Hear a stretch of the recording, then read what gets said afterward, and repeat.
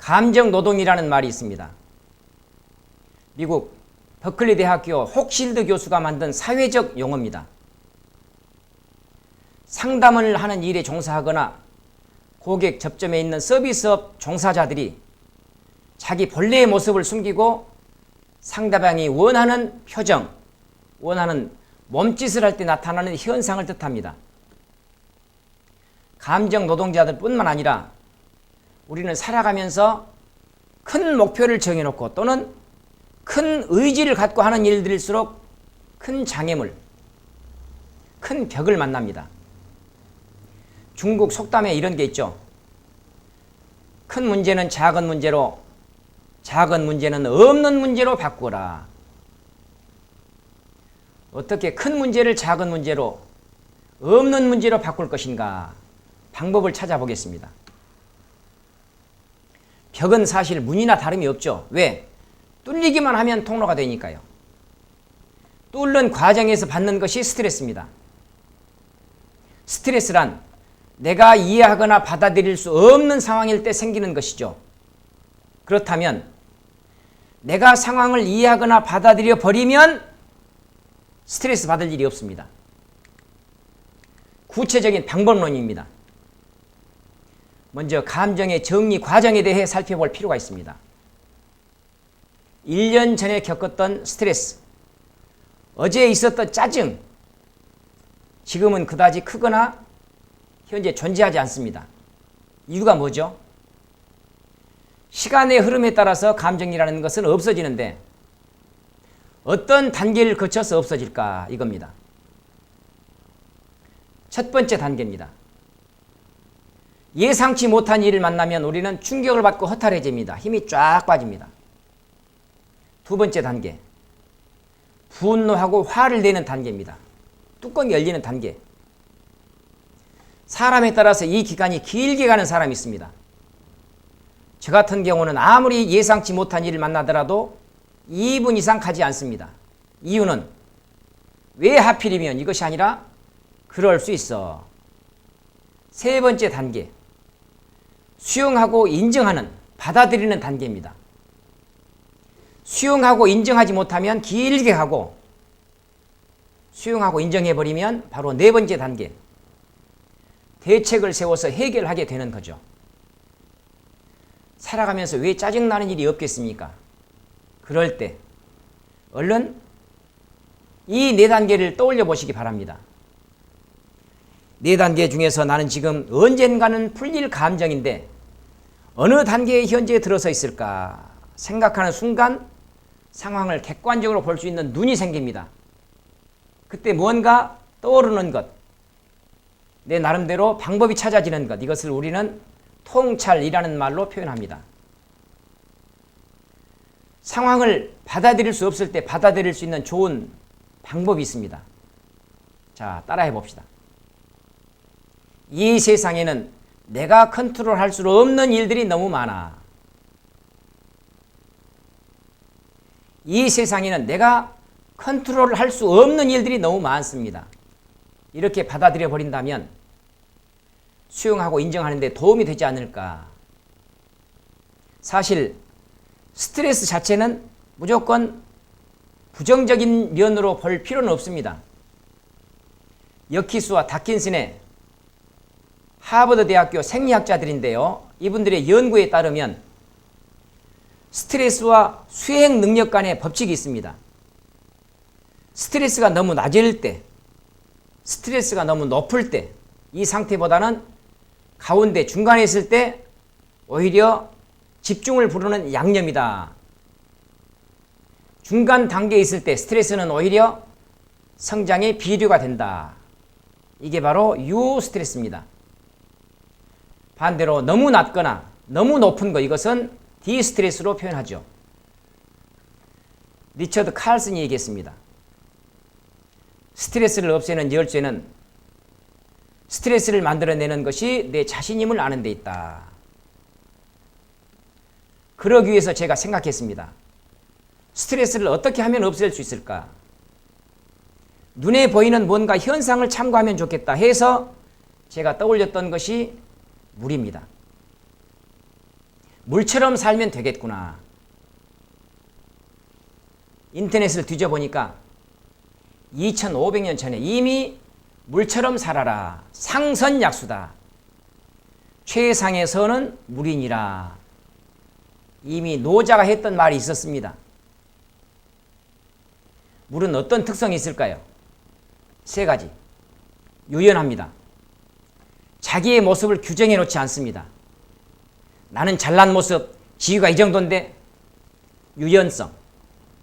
두 번째, 진퇴를 합니다. 그러다가 웅덩이가 있습니다. 내 능력이 아직 부족한가 봐 해가지고 아래에서부터 차근차근 자기 능력을 다시 쌓습니다.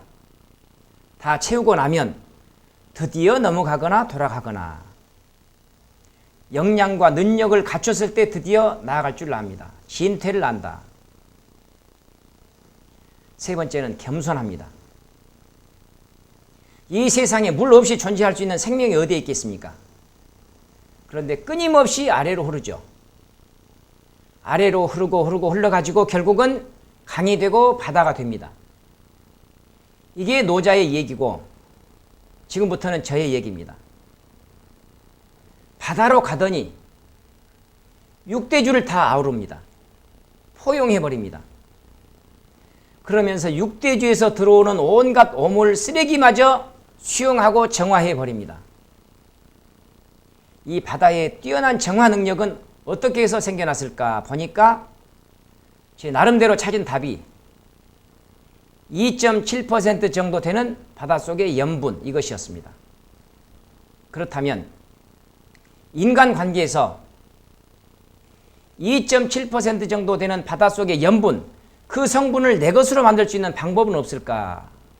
모든 사람들을 포용할 수 있는 능력을 갖고 어떤 짜증, 어떤 스트레스도 쉽게 해소할 수 있을 텐데 세 가지 문구로 정리해 봤습니다. 첫 번째, 못난 면도 보여주자. 힘을 빼자는 얘기입니다. 우주는 균형의 원리입니다. 나의 잘난 면을 보이려고 하면 바깥으로 사람들이 모든 기운이 빠져나갑니다. 반대로 내가 못난 면을 보여주려고 내 스스로 힘을 빼면 바깥에서 이렇게 기울여진다. 그래서 주위에 좋은 기운이 나에게 올 수 있다. 두 번째, 가는 말만 곱자. 끝. 신호등이 없는 교차로에서 내가 먼저 진입을 했습니다. 저쪽에서 웽 하고 차가 다가옵니다.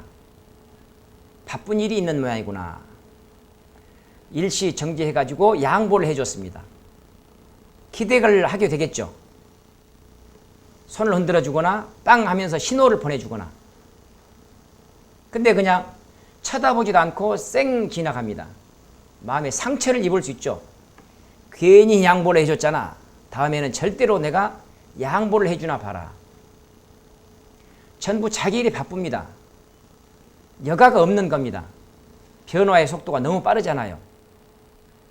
따라서 내가 상대방에게 선의를 베푸는 거, 친절한 말을 했던 거, 감정노동, 나의 겉모습을 그렇게 했던 거, 그것은 내가 하고 싶어서 했던 것이야. 그걸로 끝.